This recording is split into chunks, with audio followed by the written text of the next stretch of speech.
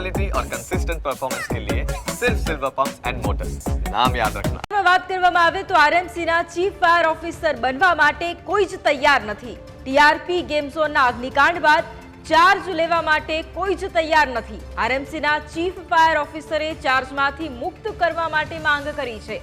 વર્ગ 3ના કર્મચારી અમિત દવેને આ ચાર્જ સોંપવામાં આવ્યો હતો। ફાયર ઓફિસર એસીબીના શકંજામાં આવ્યા બાદ ચાર્જ લેવા માટે કોઈ જ તૈયાર નથી। અમિત દવે પણ હવે ટૂંક સમયમાં જ ચાર્જ છોડશે। અમિત દવે પણ આ જવાબદારી સંભાળવા માટે તૈયાર નથી। અમિત દવે બાદ હવે ચાર્જ કોણ સંભાળશે તેને લઈને સૌથી મોટો સવાલ છે।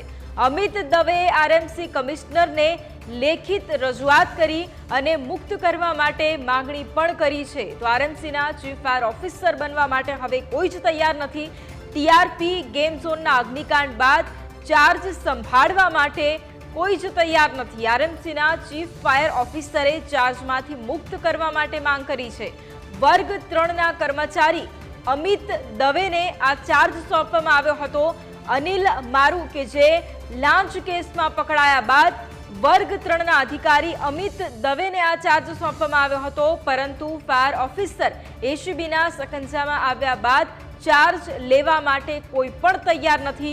અમિત દવે પણ હવે ટૂંક જ સમયમાં ચાર્જ છોડશે તેવી પણ વાત છે। અમિત દવે પણ આ જવાબદારી સંભાળવા માટે તૈયાર નથી। અમિત દવે બાદ હવે આ ચાર્જ કોણ સંભાળશે તેને લઈને સૌથી મોટો સવાલ। અમિત દવે આરએમસી કમિશનરને લેખિત રજૂઆત પણ કરી છે અને મુક્ત કરવા માટે પણ તેમના દ્વારા માંગણી કરવામાં આવી છે।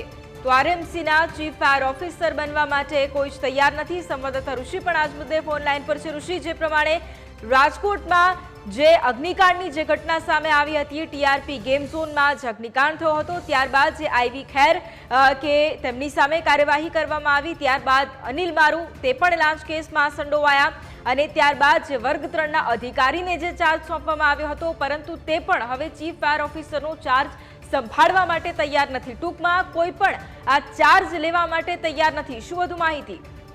રાજકોટ મહાનગરપાલિકાના ફાયર વિભાગમાં હાલ અત્યારે ઇન્ચાર્જ ચીફ ફાયર ઓફિસર તરીકેનો ચાર્જ વર્ગ 3ના અધિકારી એટલે કે અમિત દવેને સોંપવામાં આવ્યો છે। હાલ તો અમિત દવે લેખિતમાં મ્યુનિસિપલ કમિશનરને આપ્યું છે, તેઓ આ ચાર્જ સંભાળવા તૈયાર નથી। જ્યારથી ટીઆરપી ગેમ ઝોન અગ્નિકાંડની આ ઘટના બની અને આ સમગ્ર ઘટનામાં જવાબદાર જે અધિકારીઓ હતા તેમાં વર્ગ 1 અને વર્ગ 2 એ બંને અધિકારીઓ જેલમાં હતા। ત્યારબાદ વર્ગ 1ના અધિકારીને રાજકોટમાં ચાર્જ સોંપવામાં આવ્યો હતો, તે પણ લાંચ કેસમાં જેલમાં ગયા। ત્યારબાદ આ જગ્યા કોઈ લેવા તૈયાર જ નથી। ખાસ કરીને રાજકોટ મહાનગરપાલિકાનું ફાયર વિભાગમાં ચીફ ફાયર ઓફિસરની જગ્યા ખાલી રહેતા અનેક ફાઇલો અટકી પણ પડી છે અને સાથે જે ચાર્જ લેવા તૈયાર નથી તેની સામે પણ પ્રશ્નાર્થ થઈ રહ્યા છે। જી બિલકુલ, આભાર ઋષિ તમામ જાણકારી માટે।